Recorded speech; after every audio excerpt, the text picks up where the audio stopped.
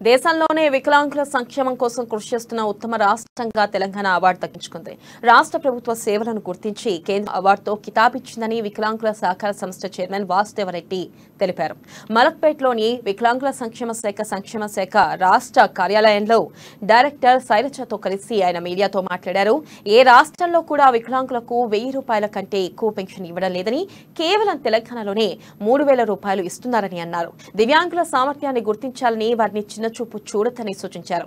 వికలాంగుల సంక్షేమం కోసం ప్రభుత్వం కృషి చేస్తుందని వాసుదేవరెడ్డి తెలిపారు. 2014 నుంచి ఇప్పటి 2022 వరకు వికలాంగుల సహకార సంస్థ ద్వారా మరి గతంలో నామరూపకంగా మాత్రమే ఆనాటి ప్రభుత్వాలు బడ్జెట్ కేటాయించే సందర్భం.